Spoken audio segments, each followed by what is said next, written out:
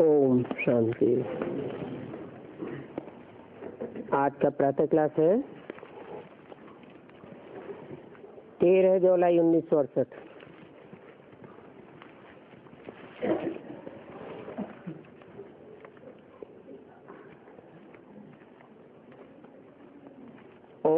शांति, इनका अर्थ तो बच्चों को समझाया है।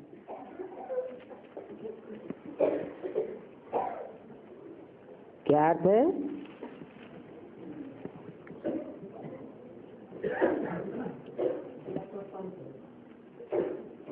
ओम माने स्थापना, पालना और विनाश करने वाली आत्मा।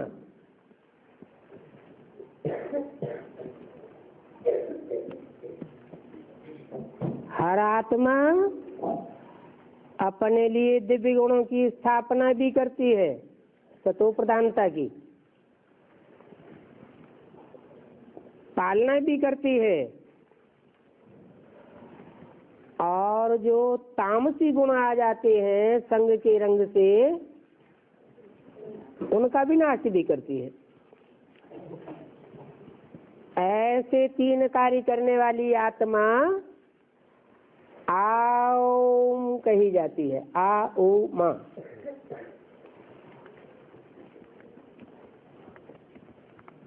और तीनों कार्य करने के बाद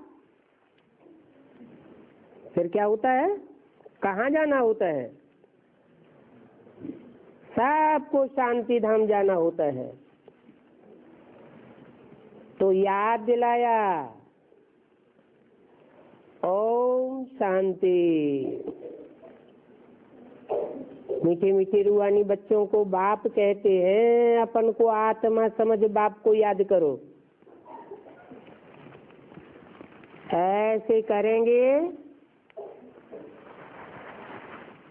तो जल्दी से जल्दी अपने पुरुषार्थ के अनुसार बाप के घर शांति धाम में जाके बैठ जाएंगे। क्योंकि बाप बोलते भी हैं ओम शांति, बच्चे भी बोलते हैं ओम शांति, क्योंकि आत्मा का स्वधर्म है ही शांत। जिस स्वधर्म को तुम अभी जान गए हो कि हम शांत स्वरूप आत्मा शांत देश से पहले पहले यहाँ सुखधाम में आते हैं,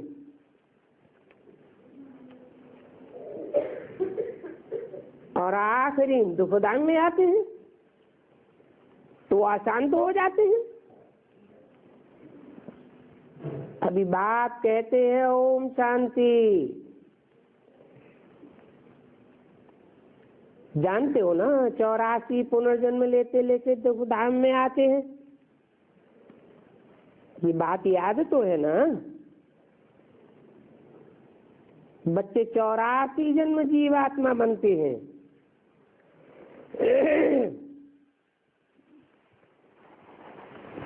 सब बच्चे बनते हैं? नहीं, बाप परमात्मा है, तो जैसा बाप है वैसे बच्चे भी आत्मा तो होना चाहिए। आत्मिक स्थिति में रहने वाले सिर्फ 84 जन्म लेने वाले हैं,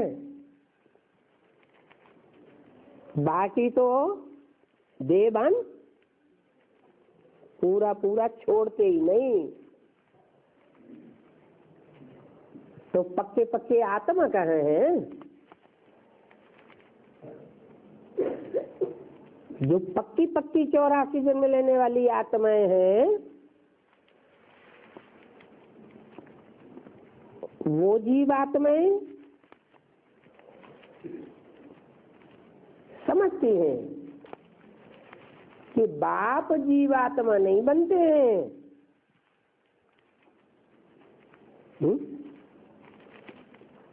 बाप जीवित आत्मा नहीं बनते हैं। जीवन धारण करने वालों में प्रवेश तो करते हैं, परंतु स्वयं जीवन नहीं धारण करते। हाँ, कहते हैं मैं टेम्परेरी इनका आधार लेता हूँ। किनका? ब्रह्मा का टेम्परेरी आधार लेता हूँ और मुकर्रर एक बाप मुकर्रर तन का आधार भी लेते हैं, नहीं तो पढ़ावेंगे कैसे? बच्चों को घड़ी घड़ी कैसे कहेंगे मन मना भव है? टेम्परेरी तन में प्रवेश करके कहेंगे मन मना भव, या मुकर्रर रत में प्रवेश करके कहेंगे मन मना भव? क्योंकि जैसे को याद करेंगे वैसे ही बनेंगे। अर्थात मुझे याद करो और अपनी राजाई को याद करो। इसको कहा जाता है सेकंड में विश्व की बादशाही।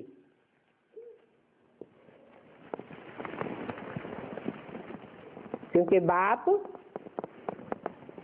कोई हद के धर्मखंड का बाप नहीं है कि क्रिश्चियन धर्मखंड का बाप हो, बौद्धी धर्मखंड का बाप हो, नहीं। कैसा बाप है? बेहद का बाप है, सारे विश्व का बाप है। विश्व पिता है ना, तो जरूर बेहद की खुशी, बेहद का वर्षा देंगे। और भारत में ही आकर के बच्चों को बाप बेहद का वर्षा देते हैं।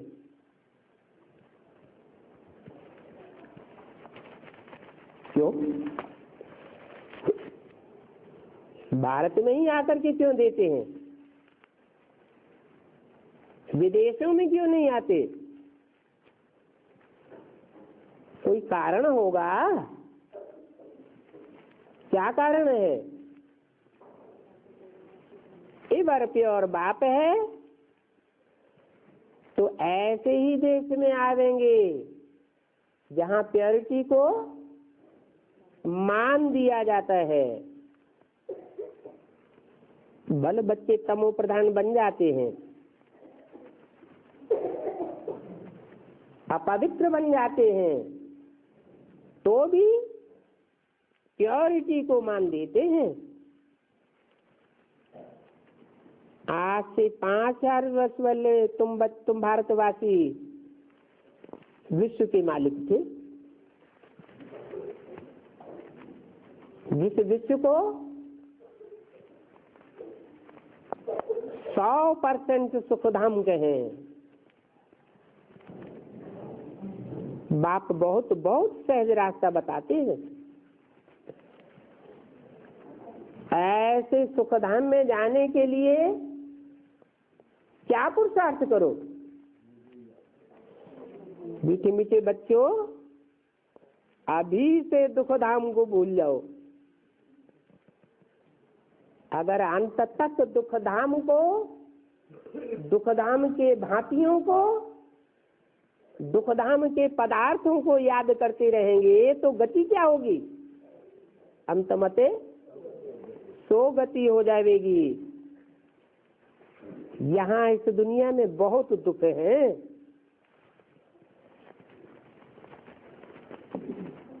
तो इनको बुद्धि से निकाल दो। नहीं तो बहुत से बच्चे सुबह से शाम तक अपना रोना ही रोते रहते हैं। ये दुख आ गया, वो दुख आ गया। और दुख देवान से आता है या आत्माभिमान से आता है? देवान होता है तो दुख आता है। आत्माभिमानी रहे तो शांत स्वरूप होके रहे। बाप जो नई दुनिया स्थापन कर रहे हैं उसको स्वर्ग कहते हैं। क्यों? क्यों कहते हैं स्वर्ग? अरे स्वस्थिति में जाने वालों के संगठन को ही स्वर्ग कहा जाता है। देवान की स्थिति में रहने वालों को स्वर्ग थोड़ा ही कहेंगे।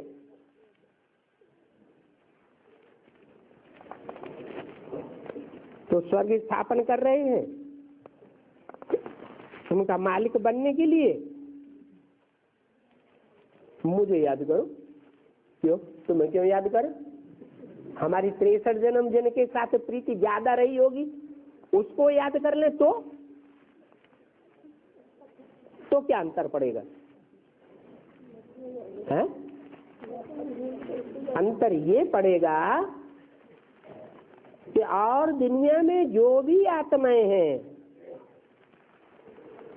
जीव आत्माएं हैं, जीवन धारण करने वाली आत्माएं हैं, जन्म जन्मांतर रथ लेती हैं और 63 जन्मों में तो खास रथ के प्रति ही आकर्षण रहता है, आत्मा के प्रति आकर्षण नहीं रहता। सब स्वार्थी बन जाते हैं। क्या? रथ के प्रति अटैचमेंट वाले बन जाते हैं। आत्मा को सबसे पहले किससे ज्यादा प्यार होता है? अपने शरीर से सबसे ज्यादा प्यार होता है। तो अगर कोई भी आत्मा को याद करेंगे जिसको भी अच्छे से अच्छा समझते हो, अच्छे से अच्छा पार्टधारी समझते हो, मान लो हीरो पार्टधारी हो, उसको भी अगर याद करेंगे तो क्या होगा? हैं? स्वस्थिति में सदाकाल के लिए टिक जाएंगे, टिकेंगे। अगर उस हीरो पार्टधारी में से जो निराकारी है, निर्विकारी है, निरहंकारी है, सदाशिव है, उसको निकाल देंगे, अलग कर देंगे। शिव को निकाल देंगे तो क्या रह जाएगा? सब ही तो रह जाएगा। और सबको याद करेंगे तो क्या होगा? बुद्धि कैसी बनेगी? शिव और सब कितना अंतर हो जाता है। सब कहाँ रहता है? सब इस धरणी में ही रहता है। भले कोई भी आत्मा का शव सतो प्रधान ही क्यों न बन जाए, कल्प का अंत होगा, दुनिया का विनाश होगा। बहुत सी श्रेष्ठ आत्माएं होंगी जिनका शरीर निरोगी बनेगा, बर्फ में दब जाएगा तो भी रहेगा कहाँ? शांति धाम में रहेगा क्या? नहीं, इसी 5 तत्वों की दुनिया में रहेगा ना। और 5 तत्वों की दुनिया तो बदलने वाली है। विनाशी है या अविनाशी है? विनाशी है। तो विनाशी को याद करेंगे तो अविनाशी पद नहीं पा सकते। इसलिए अगर स्वर्ग में जाना है, पक्के पक्के स्वर्ग में जाना है, तो क्या करना है? जो सदैव स्वस्थिति में रहने वाला है, सदा शिव, उसकी याद में रहना है। परंतु शिव की याद निरंतर कब होगी? वो तथाकथित ब्राह्मण तो शिव को याद करते हैं कि नहीं? बिंदु भी याद नहीं करते? मेरी बिंदी का ही नाम शिव है, याद करते हैं कि नहीं? फिर उनकी याद निरंतर होती है, हैं? निरंतर याद होती है कि याद में अंतर पड़ जाता है, खींच खींच के याद करनी पड़ती है, खींच खींच के याद करना, हठ योगी बन जाते हैं। बाप कहते हैं तुम तो सहज राजयोगी हो, तुमको तो सहज रास्ता बताता हूँ। तो क्या सहज रास्ता हुआ? उस ज्योति बिंदु निराकार को जो सदा शिव है, उसको मुकर्रर रथ को पहचान करके याद करो। अगर उस ऑलराउंड पार्टधारी में उस निराकारी निर्विकारी निरहंकारी जो सदैव रहने वाली आत्मा है, उसको याद करेंगे तो ऊंच से ऊंच जो पद है, विश्व का मालिक नारायण, जिसकी शास्त्रों में भी कोई ग्लानि नहीं है, उसके समान पद पा देंगे। बोला बाप तो बहुत सहज रास्ता बताते हैं। अगर ऐसा सहज रास्ता अपनावेंगे तो तुम्हारे सभी पाप कट जाएंगे।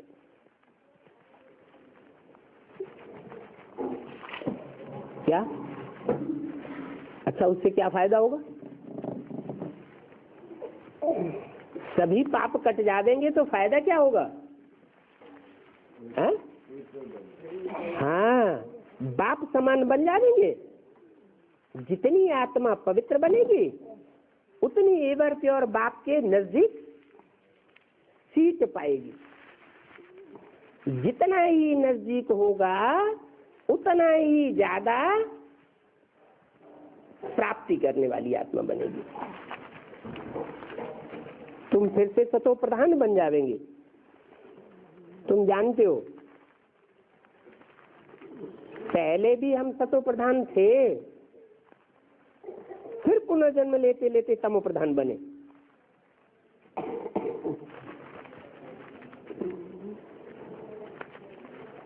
पुनर्जन्म न लेते तो नहीं, जो जन्म लेता है उसका मृत्यु जरूर होता है। 5 तत्वों से बनी हुई देह में जो जन्म लेगा गर्भ से, उसकी मृत्यु जरूर होगी। ऐसा तो हो ही नहीं सकता जिसका जन्म हो और उसकी मृत्यु न हो, क्योंकि 5 तत्वों का जो शरीर है उसमें न आने का एक ही आत्मा का पार्ट है। वो 5 तत्वों के बंधन में नहीं आता, तो गर्भ के बंधन में भी नहीं आता, गर्भ महल में भी नहीं आता, तो गर्भ जेल में भी नहीं आता। तो जिसका जन्म हुआ है उसकी मृत्यु तो जरूर होगी, और मृत्यु होगी इसी संसार में, तो फिर जन्म भी लेना पड़ेगा। क्यों? ये 500 करोड़ दुनिया है 700 करोड़ की, इनके सबकी मृत्यु होनी है कि नहीं होनी है? फिर इनका सबका जन्म होगा है? अगर यही नियम पक्का है कि जिन्होंने जन्म लिया है देह का, गर्भ से जन्म लिया है, उनकी मृत्यु होती है, और जिनकी मृत्यु होती है उनको जन्म भी लेना पड़ता है। तो 500-700 करोड़ की दुनिया एटम बम बन चुके हैं, खलास होने वाली है, तो सब जन्म लेंगे। हाँ, ले जाने के लिए तो आए हैं। हाँ, अभी बाप आकर के रास्ता बता रहे हैं क्या रास्ता बता रहे हैं? बता रहे हैं कि अभी सब आत्माओं का बाप कोई भी धर्म की आत्मा हो, चलो मनुष्यों की बात छोड़ ही दो, पशु पक्षी कीट पतंगे जो भी हैं, सब आत्माओं का बाप आया हुआ है और सब आत्माओं को वापस ले जाएगा। अच्छा, मनुष्य तो चलो समझ जाएगा कि मैं आत्मा ज्योति बिंदु हूं। ये कीड़े मकोड़े पशु पक्षी ये कैसे समझेंगे, ये कैसे याद करेंगे, ये आत्म की स्थिति में कैसे टिकेंगे, देह से इनका अटैचमेंट कैसे टूटेगा? अरे टूटेगा कि नहीं टूटेगा? है टूटेगा, कैसे टूटेगा? हाँ, मनुष्य एक ऐसा प्राणी है जिसको मन बुद्धि है, और प्राणियों में मन बुद्धि की इतनी पराकाष्ठा नहीं है। इसलिए मनुष्य जो है वो वाइब्रेशन बनाने वाला है। उस वाइब्रेशन से जितने भी जड़ जीव जंतु हैं, जड़त्वमयी बुद्धि वाले भी हैं, उनके ऊपर भी उस याद का प्रभाव पड़ता है और सदा काल का प्रभाव पड़ता है, ऐसे नहीं अल्पकाल का पड़ता है। हाँ, कोई आत्मा रूपी पात्र ऐसे होते हैं जो कम वाइब्रेशन धारण कर पाते हैं, और कोई ऐसे हैं जो पात्र ही बड़े हैं, बुद्ध रूपी पात्र उनका विशाल है। इसलिए सतयुग के आज से ही जन्म लेते हैं। सात्विक बुद्धि है, जैसे गाय है। सतयुग में गाय होगी या नहीं होगी? होगी। दुख देने वाले जीव जंतु नहीं होंगे, लेकिन सुख देने वाले सात्विक जीव जंतु सतयुग में भी होंगे। तो नियम है, दूध दूध में मिल जाता है, पानी पानी में मिल जाता है, कीचड़ कीचड़ में मिल जाता है।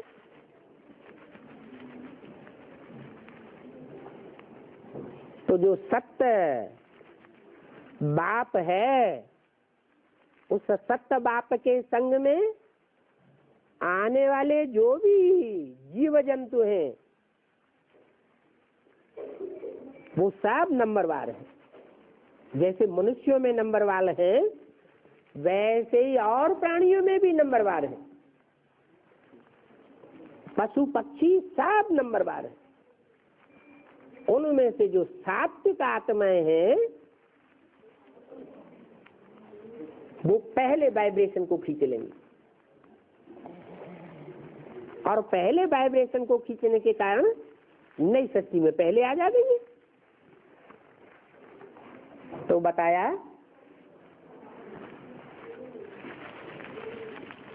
कि दुनिया वालों ने इसका अर्थ उल्टा निकाल लिया।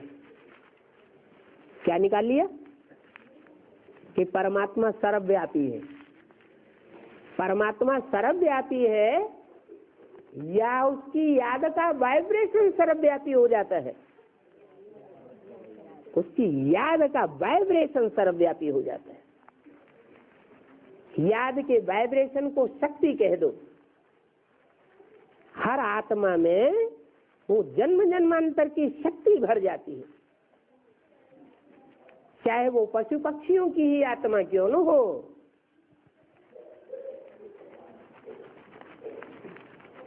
जड़त्वमयी जो पेड़ पौधे हैं उनमें भी आत्मा है, वो भी वाइब्रेशन को खींचते हैं। जैसे सब जानते हैं पपीता का वृक्ष है, नर और मादा दो प्रकार के होते हैं। मादा वृक्ष बहुत दूर हो, मीलों दूर, तो भी वो वाइब्रेशन खींच लेता है और उसमें फल लग जाते हैं। तो जड़ और चैतन्य, बुद्धिमान अथवा बुद्धिहीन जो भी है, सब वाइब्रेशन को खींचते हैं। इतना ही नहीं, बाप तो कहते हैं तुम बच्चों ने अगर 5 तत्वों को भी सतो प्रधान नहीं बनाया, क्या तो नई दुनिया के मालिक नहीं बने। माने 5 तत्व भी दुनिया के जो इतने विस्तार में फैले हुए हैं, उनको भी तुम याद के बल से चेंज कर देते हो। वो खुद नहीं चेंज होंगे। क्यों नहीं चेंज होंगे? क्योंकि वो बोलते चालते नहीं है। पृथ्वी, जल, वायु, अग्नि, आकाश, इनमें हलन चलन नहीं है, चैतन्यता नहीं है। इसलिए जो हमारी याद की पावर है, हमारी याद की पावर उस कण कण में व्याप्त हो जाएगी और सारी शक्ति को सतो प्रधान बना देगी। हाँ, उन कण कण में भी नंबरवार है या सब एक जैसे है? उनमें भी नंबरवार। जो जो कण जितने सात्विक होंगे वो पहले पहले इकट्ठे हो जाएंगे और पावर को खींच लेंगे। इसलिए सारी सृष्टि पर जलमयी हो जाती है और भारत में वैकुंठ स्वर्ग स्थापन हो जाता है। तो वो कण कण भी महान हो गया। कहाँ का? भारत का। क्यों महान हो गया? क्योंकि वो कण कण में याद की जो शक्ति है उन कण कण को भी पवित्र बना देती है, सुखदायी बना देती है। पृथ्वी, जल, वायु, अग्नि, आकाश, सतयुग में भारत में भी जो होंगे वो सतो प्रधान होंगे और वहां सतो प्रधान सृष्टि पनपेगी। तो बोला स्वर्ग नई दुनिया को तुम बच्चे याद करो, वो तुम्हारी राजधानी है। क्या राजधानी का अर्थ क्या हुआ? वो धरणी चाहे चैतन्य हो, चैतन्य भी तो बुद्धि रूपी धरणी होती है कि नहीं, और चाहे जड़ हो, वो तुम्हारी राजधानी है और भारत में ही वो राजधानी होती है, सतो प्रधान राजधानी होती है। नाम राजधानी क्यों रखा? क्योंकि राजयोग के द्वारा जो राजा बनने वाली आत्माएं हैं उनमें धारणा शक्ति आ जाती है। किसकी? तो सतो प्रधान बनने वाली राजधानी की धारणा शक्ति उनमें आ जाती है। बाप तुम बच्चों की कितनी निष्काम सेवा करते हैं।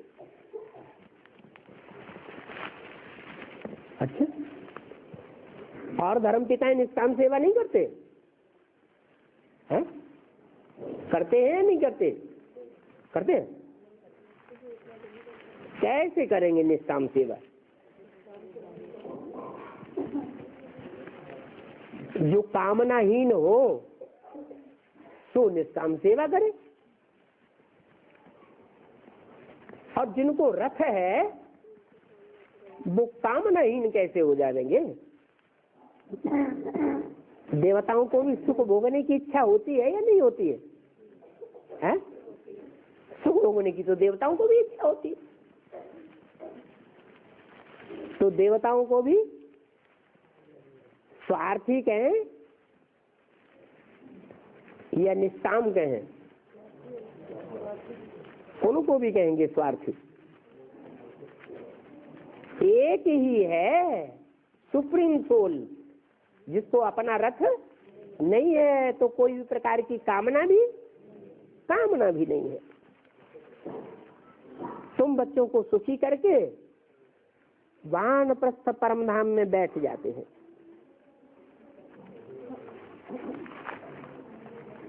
कुछ भी प्राप्ति की आशा नहीं। तुम 5000 वर्ष अपने अपने कर्मों के अनुसार सुख दुख भोगते हो। मैं न सुख भोगता हूं न दुख भोगता हूं। ऐसे तुम भी परम धाम के वासी हो, है? तो हम भी ऐसे ही होने चाहिए, नहीं होना चाहिए निष्काम, है?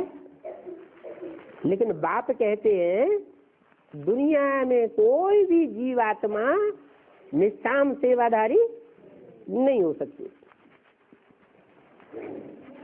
तुम जहां परम धाम के वासी हो उसको निर्वाण धाम वानप्रस्थ भी कहा जाता है। निर्वाण धाम नाम क्यों पड़ा? क्योंकि वहां वाणी नहीं होती है, आवाज से परे की दुनिया है। वानप्रस्थ भी कहते हैं। वाणी से परे की स्टेज में स्थित हो जाते हैं। बाप आते ही हैं बच्चों को सुखी बनाने के लिए, खिदमत करने के लिए, अर्थात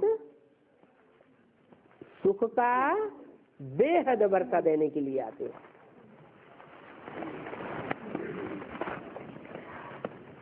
ये ब्रह्मा खुद भी बाप से वर्षा लेते हैं, परंतु शिव बाबा तो है ऊंचे से ऊंचे। क्या शिव बाबा है? ऊंच से ऊंच शिव भगवान। ऊंच से ऊंच क्यों कहा है? ऊंच से ऊंच कहाँ की बात है? परम नाम की बात है या इस दुनिया की बात है?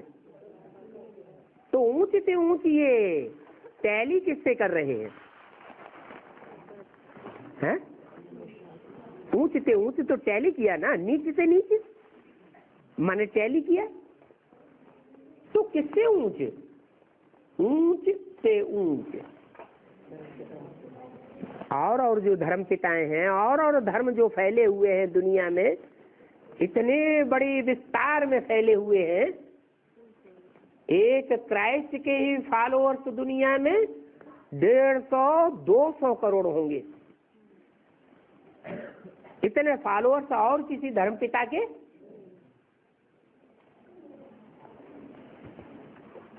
जो विदेशी धर्म पिताएं हैं, विधर्मी धर्म पिताएं हैं, कोई के भी इतने फॉलोअर्स नहीं है।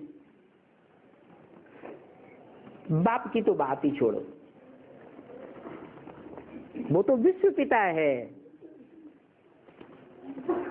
सब धर्मों का निचोड़,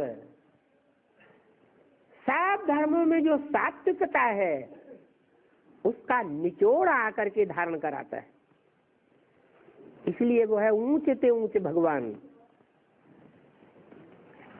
उसकी यादगार शिव का मंदिर भी है। ऊंचे से ऊंचे भगवान की यादगार शिव का मंदिर, और दूसरे मंदिर नहीं हो सकते हैं? नहीं हो सकते। दूसरे जो मंदिर हैं और देवताओं के, उनको ऊंच से ऊंच भगवान इसलिए नहीं कहेंगे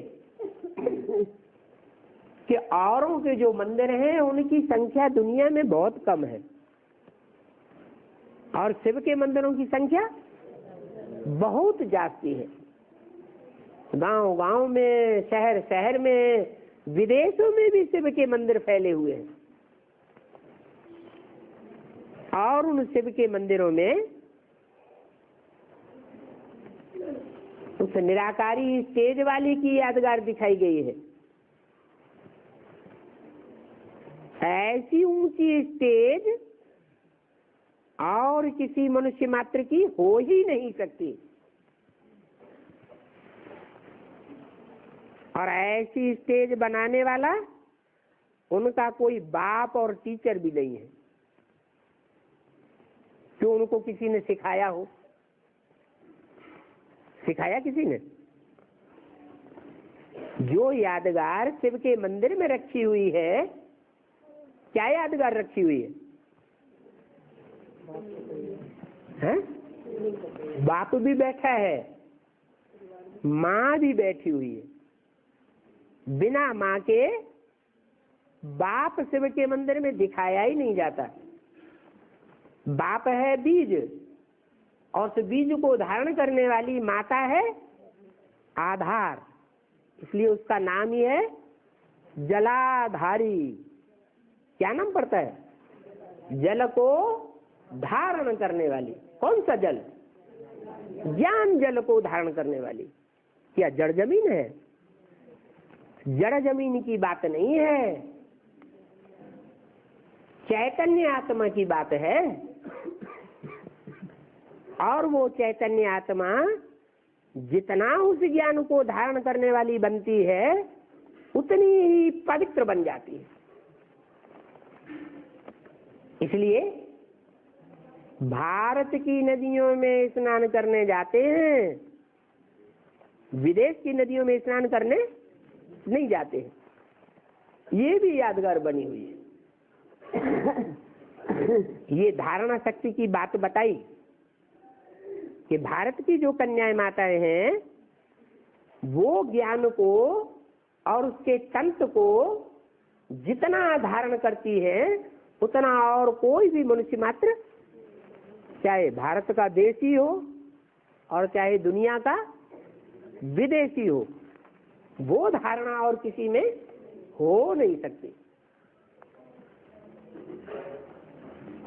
शिव बाप का मुकर्रर रथ ही क्यों न हो,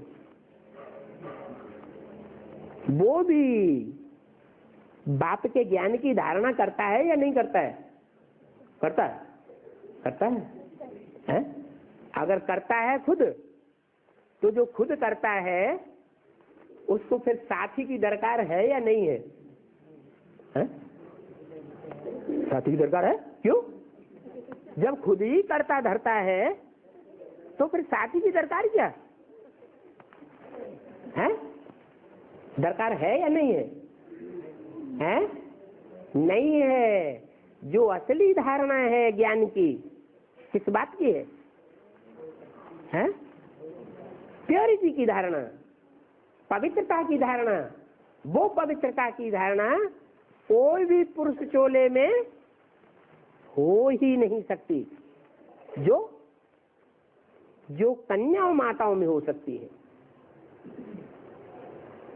ये भारत की कन्याएं माताएं हैं जो उस प्योरिटी को धारण करती हैं, जिसके कारण माताओं के हाथ में ही कलश ज्ञान का दिया जाता है।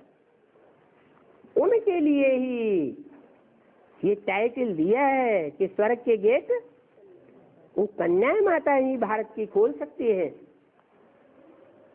विदेशी कन्याएं माताएं वहां प्योरिटी के लिए इतना मान ही नहीं दिया जाता है। भारत में तो मान दिया जाता है। तो बोला सारी सच के आदि मध्य अंत का ज्ञान बाप के ही पास है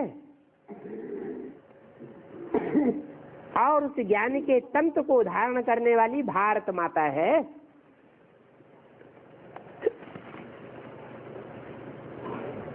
वो बाप जो इतना श्रेष्ठ से श्रेष्ठ ऊंच भगवान है, ऊंच ज्ञान देने वाला है, वो आया कहाँ से है? क्या कोई वेद शास्त्र पढ़ करके आया है? वेद शास्त्र पढ़ करके तो नहीं आया, पढ़े ही नहीं पढ़े हैं? ब्रह्मा और प्रजापिता वेद शास्त्र नहीं पढ़ते हैं, लेकिन वो थोड़े ही हमको पढ़ाते हैं।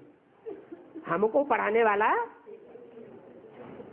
कोई साकार मनुष्य नहीं है। मनुष्य को भगवान कहा ही नहीं जाता। क्या किसको कहा जाता है? जो मन वाला है, मन चलाने वाला है या चंचल मन वाला है, वो भगवान हो ही नहीं सकता। या तो पुरुषार्थ करके मन को अमन बना दे। क्या बना दे? निश्चल बना दे।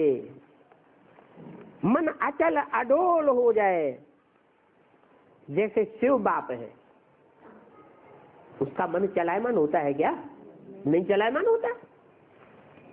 पुरानी दुनिया में आता है, पतित सड़ी हुई दुनिया में आता है, पतित तन में आता है, भिखारी चोले में आता है, और भिखारी चोलों का संग भी करता है। क्या संग करता है? इसलिए जहां इस संग की यादगार बनी हुई है, उस पहाड़ का नाम ही क्या रख दिया? माउंट आबू। क्या? दुनिया की जितनी भी बदबू वाली आत्माएं हैं, जिनकी दुनिया में बहुत बदबू उड़ती है ज्ञान ग्लानि की, वो सारी वहां इकट्ठी हो जाती हैं पहाड़ के मुआफिक, उस बाप के पास जाकर।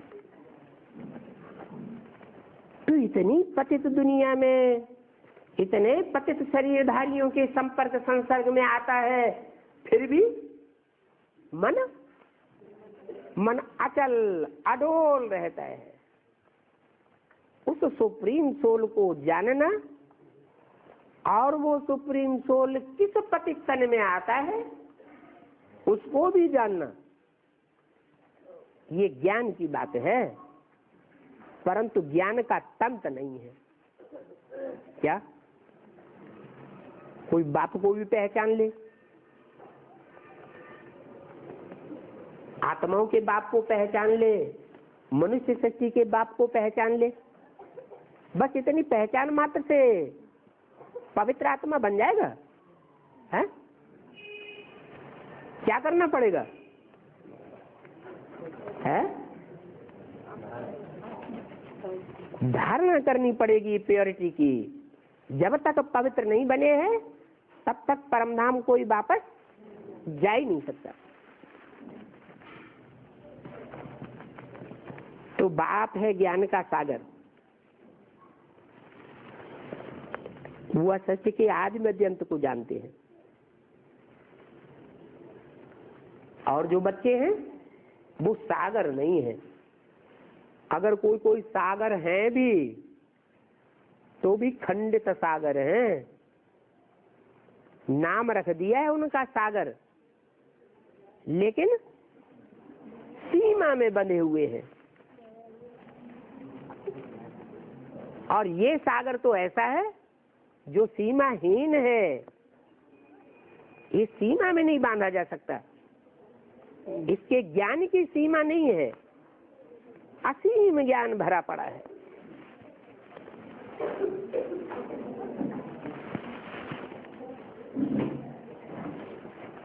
क्या हुआ? टीवी देखने में सारा खर्च कर लिया क्या? लो,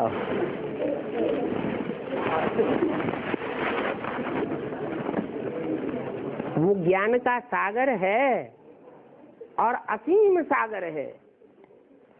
और जो 7 सागर गाए हुए हैं उनकी सीमा है या नहीं है? उनकी सीमा है, लेकिन इसकी सीमा सीमा ही नहीं है। वो सत्य के आदि मध्य अंत को जानते हैं। बच्चे महिमा भी करते हैं, बरोबर बाप सुख का सागर है, शांति का सागर है, पवित्रता का सागर है। सुख का, शांति का और पवित्रता का, तीनों का सागर है। ये महिमा दुनिया में कोई भी मनुष्य मात्र की हो ही नहीं सकती। विश्व के आदि मध्य अंत का राज सुनाते हैं। उनकी बायोग्राफी, उनका ऑक्यूपेशन, उनका धंधा बिल्कुल अलग है। क्या है उनका धंधा है? औरों का जो धंधा है और जो सागर है ना, 7 सागर गाए जाते हैं ना, और जो सागर है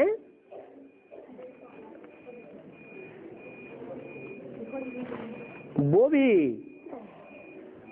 जैसे बुद्ध है, संसार में भगवान बनकर विख्यात तो हुए, लेकिन जो बाप का धंधा है, ऑक्यूपेशन है, वो धंधा वो भी नहीं कर सकते।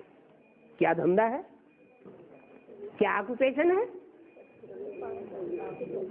उनका धंधा ही है संग के रंग में ला करके नंबरवार सारी दुनिया को पतित से पावन बनाना। तो फिर वो ऊंच से ऊंच हुआ ना, जो विश्व का मालिक बनाते हैं।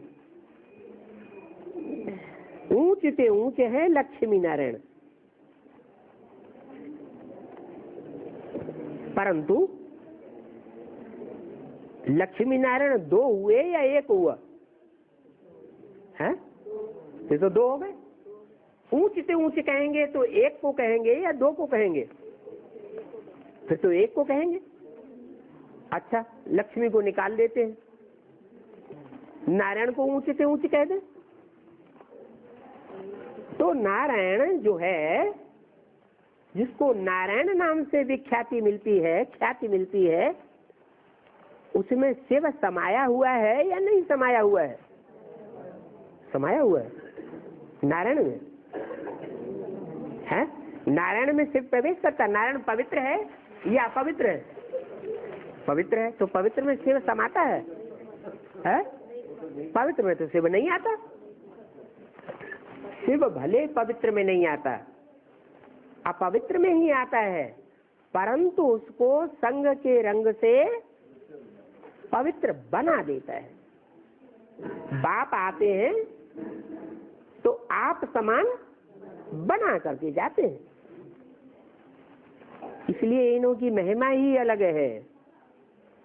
जो इन्हों की महिमा है वो और दुनिया में किसी की हो ही नहीं सकती। पूरे 84 जन्म लेने वालों की महिमा हुई ना, उनकी भी महिमा करते हैं। सर्वगुण संपन्न, 16 कला संपूर्ण, संपूर्ण अहिंसक, मर्यादा पुरुषोत्तम। और बाप की भी महिमा करते हैं। बाप की महिमा में और लक्ष्मी नारायण की महिमा में अंतर है ना, है? अंतर है। बाप को ये नहीं कहेंगे सर्वगुण संपन्न। क्यों? क्यों नहीं कहेंगे? बाप अगर सर्वगुण संपन्न बन जाए तो फिर दुनिया में इतने जो पापी फैले हुए हैं उनका विनाश कौन करेगा? बाप पाप की सृष्टि का विनाश कराए देते हैं। और पापों का विनाश कैसे होगा? पुण्यात्मा पापों का विनाश करेगा। पुण्यात्मा देवताएं होते हैं या भगवान होता है? देवताएं पुण्यात्मा होते हैं, और देवताएं तो विनाश का काम करेंगे नहीं। तो कौन करेगा फिर? बाप ही फिर वो रूप धारण करता है। वो दुनिया के बड़े से बड़े पापियों का भी कौन है? बाप है। इसलिए कहते हैं बच्चे तुम्हारा बाप आया हुआ है। लोहे से लोहा काटा जाता है और विष से विष मारा जाता है। ये पापियों की दुनिया ऐसे नहीं खलास होने वाली कि बाप आकर के इस दुनिया में साधु संत महात्मा बन जाए, सर्वगुण संपन्न बन जाए, 16 कला संपूर्ण बन जाए, फिर पापियों की दुनिया का विनाश हो जाएगा। नहीं, तो नारायण की महिमा में, देवताओं की महिमा में और बाप की महिमा में जमीन आसमान का फर्क है। बाप की महिमा और दैवी गुण वाले मनुष्यों की महिमा में कितना अंतर है। इन देवताओं को ये दैवी गुणों की प्राप्ति हुई है बाप से। क्या बाप देवताओं को क्या प्राप्त कराते हैं? जितनी जितनी पवित्रता का जिन जिन आत्माओं ने पुरुषार्थ किया है, उतना उतना उनको दैवी गुणों की प्राप्ति स्वतः ही बाप से हो जाती है। और जितना ही जो पुरुषार्थी जीवन में जानते हुए मानते हुए फिर भी अपवित्रता को जानबूझ करके विविचारी वृत्ति को धारण करते हैं, विविचारी वायुमंडल बनाते हैं, फिर उनको क्या मिलता है? दिव्य गुण मिलते हैं भगवान से या आसुरी गुण मिलते हैं? ऑटोमेटिक उनमें आसुरी गुण समा जाते हैं, असुरपना समा जाता है और जन्म जन्मांतर का समा जाता है। बोला तो तुम बच्चे ही हो जो दैव गुण धारण करके ये देवता बनते हो। पहले तुम्हारे में भी आसुरी गुण थे, असुर कहलाते थे ना, तो तुम्हारे में ये आसुरी गुण कहां से आ गए हैं? कहां से आए? संग के रंग से आए। क्यों? जब मेरा परिचय मिल गया कि बाप आया हुआ है, तो बाप का संग लेना चाहिए। आसुरी संग धारण करने से आसुरी गुण आ जाएंगे, बाप का संग करने से आसुरी गुण आवेंगे क्या? है? हाँ आवेंगे। अगर श्रीमत के अनुकूल नहीं चलेंगे तो माया पकड़ेगी, और माया का संग करेंगे तो फिर क्या होगा? आसुरी गुण ही आवेंगे। पहले तुम भी असुर कहलाते थे। असुर से देवता बनाना ये तो बाप का ही काम है। एम ऑब्जेक्ट भी तुम्हारे सामने खड़ी है। तुम जानते हो कि पहला पहला हमारा यह जन्म था। कौन सा? लक्ष्मी नारायण जैसा सर्वगुण संपन्न, 16 कला संपूर्ण, संपूर्ण हिंसक, मर्यादा पुरुषोत्तम। जरूर ऐसे श्रेष्ठ कर्म किए होंगे। है? कहाँ किए? ऐसे श्रेष्ठ कर्म जो बाप ने आकर के सिखाए हैं, वो श्रेष्ठ कर्म बाप की श्रीमत पर तुमने किए तो तुम्हारे अंदर दैवी गुण आ गए। बाप से तुमको दिव्यता के गुणों का वर्षा मिल गया। और जितना ही संग के रंग में आकर के आसुरी गुण धारण किए हैं, उतना ही आसुरी गुण आते गए, शूटिंग हो जाती है। बाप अभी कर्म, अकर्म और विकर्म की गति समझाते हैं। और ये गति समझाने में 1 सेकंड का टाइम लगता है। कर्म क्या है? कर्म किसे कहें? जो श्रीमत के अनुकूल काम किया जाए वो हुआ कर्म, और विकर्म, वे माने विपरीत। जो भगवान की बताई हुई श्रीमत के विपरीत कर्म किया जाए वो कर्म चाहे ज्ञानेंद्रियों का हो और चाहे कर्मेंद्रियों का हो। आंख का ही कर्म क्यों न हो, अगर श्रीमत के अनुकूल है तो कर्म है। उस कर्म का फल श्रेष्ठ मिलेगा या निश्चित मिलेगा? श्रेष्ठ फल मिलता है। कहाँ मिलता है?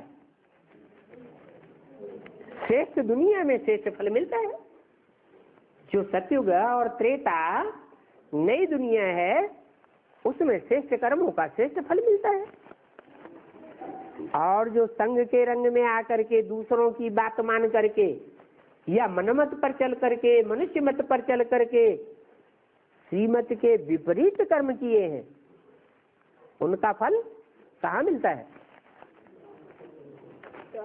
भ्रष्ट दुनिया में मिलता है। उस भ्रष्ट दुनिया का नाम ही है नरक। क्या? स्वर्ग और नरक, नाम ही देखो कैसे हैं। स्वस्थिति में रहने वाले को फॉलो किया तो स्वर्ग, और नरों को फॉलो किया, नर माने मनुष्य। जो भी चंचल मन वाले मनुष्य हैं उन मनुष्यों को फॉलो किया तो नरक बनता है। तो बाप कहते मीठे मीठे बच्चों, अभी तुम आत्माओं को पार्ट तो बजाना ही है। क्या? ऐसे नहीं है ना, हम अच्छा कर्म करेंगे ना बुरा कर्म करेंगे, हमारी अकल काम नहीं करती। क्या श्रीमत है और क्या श्रीमत के बरखिलाफ है। तो बाप कहते हैं कर्म तो तुम्हें करना ही पड़ेगा। क्या? नाक से श्वास लेंगे या नहीं लेंगे? लेना ही पड़ेगा। आंख से देखेंगे या नहीं देखेंगे? आंख से देखेंगे ही देखेंगे। जिह्वा से स्वाद लेंगे या नहीं लेंगे? खाना ही पड़ेगा। खाएंगे तो स्वाद भी आएगा। तो कर्म के बिना जीवन चल नहीं सकता। कर्म इंद्रियों से कर्म तो जरूर करना पड़ेगा।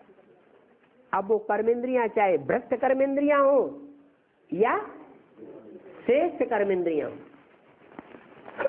कर्म धारा बिगर जीवन किसी का चल नहीं सकता। चाहे वो सन्यासी क्यों न हो, जंगल में रहने वाले, उनको भी कर्मेंद्रियों से कर्म करना ही पड़ते हैं। परंतु कैसे कर्म करना है वो बाप सिखाते हैं। क्या सिखाते हैं? क्या सिखाते हैं? बल कर्मेंद्रियों से कर्म करो, परंतु मेरी याद में करो। जितनी गहरी याद में रह करके कर्म करेंगे, गहरी माने निरंतर याद हो। अंतर अगर बीच में पड़ता है तो जरूर बीच में माया आती है, फिर उतना ही कर्म में भी अंतर पड़ जाएगा। तो बाप कहते हैं कर्म धारा तो छूट नहीं सकती, कर्मेंद्रियों से कर्म तो करना ही पड़ेंगे। भूख लगेगी, खाना खाओगे कि नहीं खाओगे? अरे कर्मेंद्रियों की भूख होती है ना, भूख होती है, भूख मिटानी पड़ती है। प्यास लगेगी, पानी पिएंगे या नहीं पिएंगे? पानी तो पीना पड़ेगा। तो बोला क्या करना है? खाते पीते उठते बैठते मुझे याद करो। ये तुम्हारी बड़ी भारी भूल है। क्या? कि बाप की पहचान होने के बाद भी बाप की याद को भूल जाते हैं। और वो याद करना तो पड़ेगा, ऐसे नहीं हम तो ऐसे ही याद करेंगे, जब याद आएगा तो याद करेंगे, नहीं याद आएगा तो आराम से पड़े पड़े अमृत वेले सोएंगे। तो बाप कहते हैं, बाप तुम्हें रास्ता बताते हैं कि अमृत वेले का फाउंडेशन का टाइम है, फाउंडेशन अच्छा डाल लेंगे तो सारा दिन ऑटोमेटिक अवस्था अच्छी बनी रहेगी। तो ये तुम्हारे ऊपर है, करो या न करो। करोगे तो धर्मराज के डंडों से बच जाओगे, नहीं करोगे तो मेरे साथ धर्मराज भी बैठा हुआ है। मैं धर्मराज नहीं बनता हूं, मेरे लिए तो कहते हैं प्यार का सागर, लेकिन धर्मराज को प्यार का सागर कोई नहीं कहता है। तो तुम आत्माओं को पार्ट तो बजाना ही है, और ये पार्ट तुमको अनादि अविनाशी मिला हुआ है। क्या कोई हाथ पर हाथ धर करके बैठ जाए हम कुछ नहीं करेंगे अब, तो ये हो नहीं सकता। हर आत्मा में अपने 84 जन्मों का पार्ट नुदा हुआ है। पुरुषार्थ भी अभी नहीं करोगे, ड्रामा तुमसे पुरुषार्थ करावेगा। ऐसा टाइम आ जाएगा भगदड़ का, अशांति का, कि तुम्हें पुरुषार्थ करने के लिए मजबूर करा देगा। तो अविनाशी पार्ट मिला हुआ है, ये पार्ट का विनाश को नहीं पाता है। तुम कितने बारी सुख दुख के खेल में आए हो, और कितनी बारी तुम विश्व के मालिक बने हो, और मालिक बनने के बाद फिर तुमने हार खाई है। तुम विश्व के मालिक थे ना, तो कितने सुखी थे। अभी तो वो कुछ भी सुख नहीं रह गया है। अभी तो तुमको जमीन का टुक्कड़ टुक्कड़ भी नहीं मिल सकता। क्या ये क्या कह दिया है? इतना बड़ा हाल मिला हुआ है रहने के लिए, इतना बड़ा मकान मिला हुआ है, टुक्कड़ टुक्कड़ नहीं मिल सकता, क्या मतलब हुआ है? अरे जो गाया हुआ है पांडवों को 3 पैर पृथ्वी के नहीं मिले, तो नहीं मिले। अरे वो बेसिक नॉलेज वाले तो ये बात कह ही नहीं सकते। क्या हमको 3 पैर पृथ्वी के नहीं मिलते? बड़े बड़े महल मारियां अटारियां रजिस्टर्ड कागजों में रजिस्ट्रेशन हुआ पड़ा है नाम से, इस ब्रह्मा कुमार के नाम, उस ब्रह्मा कुमारी के नाम। इतनी बड़ी बिल्डिंग अंडरग्राउंड कंक्रीट की बनी हुई,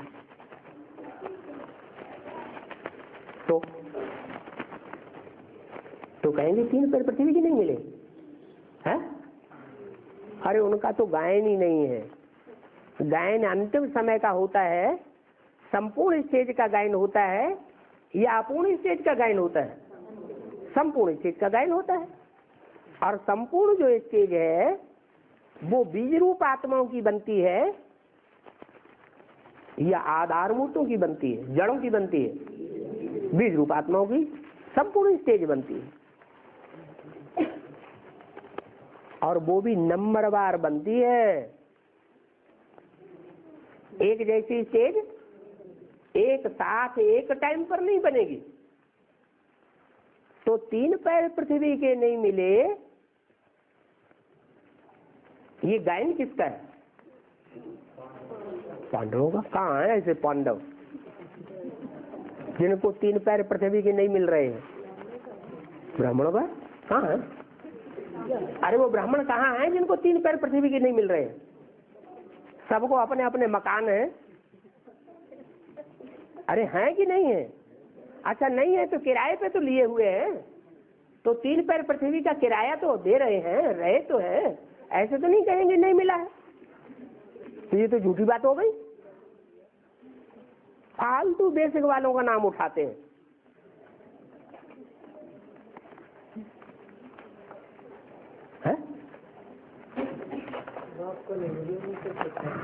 हाँ, पहले हर बात बाप के लिए लागू होती है, बाद में नंबरवार बच्चों के लिए भी लागू होगी। अरे कान खड़े कर लिए होंगे, ऐसा भी होगा क्या? बोला टुक्कड़ टुक्कड़ भी जमीन का नहीं मिल सकता। चारों तरफ दुनिया में विनाश का हाहाकार होगा, कुछ मकान लेके बैठे रहेंगे क्या? भूकंप आएंगे, दिल्ली की ये ऊंची ऊंची बिल्डिंगें जो दिखाई पड़ रही हैं, ये दुनिया के बड़े बड़े महानगरों की बिल्डिंगें दिखाई पड़ रही हैं, वो ऐसी खड़ी रह जाएंगी क्या? है धराशायी हो जाएंगी। ये गटर लाइन टूट पड़ेंगी, फिर कहाँ जावेंगे? जहां जावेंगे वहां मारा मारी का सीन देखेंगे। तो 3 पैर पृथ्वी के टुक्कड़ भी तुमको नहीं मिलता। तुमको माने किनको? जो बाप के बच्चे 84 जन्म लेने वाले हैं उनके लिए बोला। या तो ईश्वरीय सेवा में मस्त रहे, और ईश्वरीय सेवा में मस्त न रहे, अपनी मस्ती में लगे रहे, तो हाल क्या होगा? जो पांडवों का गायन है कि 3 पैर पृथ्वी के नहीं मिले, भटकते रहे। तुम कितना ऊंच बनते हो, फिर कितना नीच गिर जाते हो। इतने ऊंच बनते हो कि तुम पूजा के लिए जो मंदिर बनाते हो, और भगवान के मंदिर भी सोमनाथ जैसे कितने बड़े बड़े विशाल भव्य मंदिर बनाते हो, उनमें भी कितना अतिचार धन होता है, और अभी 3 पैर पृथ्वी के भी नहीं मिलते। उसको कहते हैं बैगर। बैगर माने जिसके पास धन पद मान मर्तबा कुछ भी न हो। ऊंच को सतो प्रधान और नीच को तमो प्रधान कहा जाता है। तमो प्रधान से फिर सतो प्रधान में, फिर सतो प्रधान से तमो प्रधान में आने में तुमको कल्प लग जाता है। यहां है शूटिंग की बात। ये भी विचार करो, तुम्हारी आत्मा कितनी छोटी है और उसमें कितना पार्ट भरा हुआ है। आत्मा भी छोटी, और परम पिता परमात्मा जो सुप्रीम सोल है, जो एक जन्म में ही आकर के कितना पार्ट बजाता है, वो भी कितना सूक्ष्म है। वो बाप है, तुम सब आत्माओं का बाप है। फिर भी ज्ञान का सागर है, शांति का सागर है। तुम बच्चों को नंबरवार कहेंगे, कोई सागर है, कोई बड़े बड़े सरोवर हैं, कोई ऊंची स्टेज वाले हैं, कोई नीची स्टेज वाले हैं। सबसे ऊंची स्टेज वाला सरोवर कौन सा है? ज्ञानमान सरोवर। कितनी ऊंची स्टेज में है, और उसका जल कितना पारदर्शी है। कोई नदियां भी है, कोई पोखरे भी हैं, कोई कुएं हैं, कोई गड्ढे गड़ीचियां हैं, नंबरवार है। बाकी ज्ञान सागर तो एक ही है। अच्छा, ओम शांति।